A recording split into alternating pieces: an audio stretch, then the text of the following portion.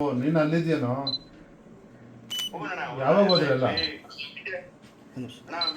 ಮೊನ್ನೆ ಅಂದ್ರೆ ನಾವು ಇಲ್ಲಿಗೆ 25ನೇ ತಾರೀಕು ಬಂದಿದ್ವಣ್ಣ.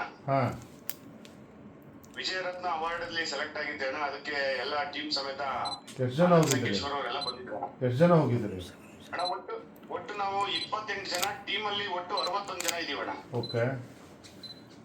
ನಾವು ನಮ್ಮ ಅರಸೀಕೆರೆಯಿಂದ 5 ಜನ ಇದೀವಣ್ಣ. ನಮ್ಮ ತಂದೆಯವರು ನಿರ್ವಾಣ ಸ್ವಾಮಿ ಅವರು, ಜಯದೇವ್ ಅವರು, ಮತ್ತೆ ಪ್ರವೀಣ್ ಅಂತ ಹೇಳಿ, ಚಿಕ್ಕಪ್ಪ ಅವರು, ಕೆವಿ ನಿರ್ವಾಣ ಸ್ವಾಮಿ ಅವರು ಇದ್ದಾರೆ.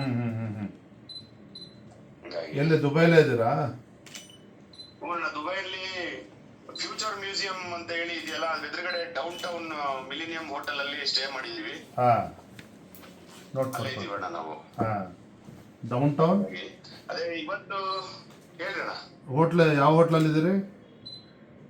ಮಿಲೇನಿಯಂ ಡೌನ್ ಟೌನ್ ಅಂತ ಹೇಳಿ ಅಣ್ಣ. ಓಕೆ. ಇಲ್ಲಿ ಉಳಿದಿದ್ದೀವಿ.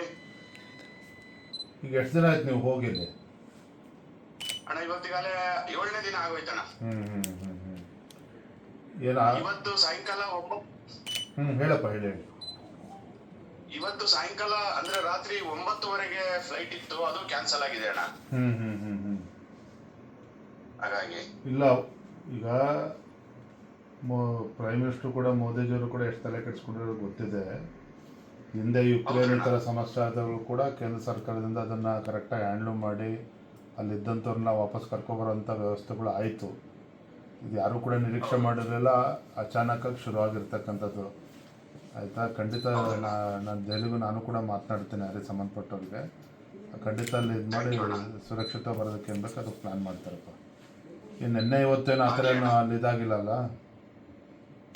ಆಲ್ರೆಡಿ ನಿನ್ನೆ ಬೆಳಿಗ್ಗೆ ಸ್ವಲ್ಪ ಆಯ್ತು, ಬಟ್ ಅದನ್ನ ಯಾವ್ದು ನಾವಿಲ್ಲಿ ಏನು ಮಾತಾಡಂಗಿಲ್ಲ, ಏನು ಮೆಸೇಜ್ ಕೊಡಂಗಿಲ್ಲ. ಓಕೆ, ಆಯ್ತು, ಇರಲಿ ಬಿಡಿ. ಅರ್ಥ ಆಯ್ತು ನನಗೆ.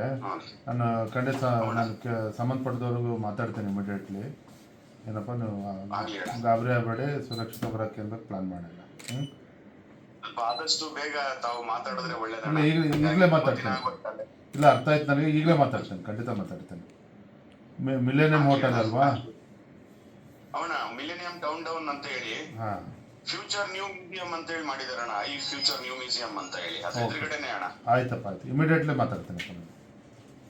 ಧೈರ್ಯಗಿರಿ, ಒಳ್ಳೇದಾಗ್ತದೆ ಅಂತ ಎಲ್ಲ ಕೆಡ್ಸ್ಕೊಬಿಡಿ. ಈಗಲೇ ಮಾತಾಡ್ತೀನಿ.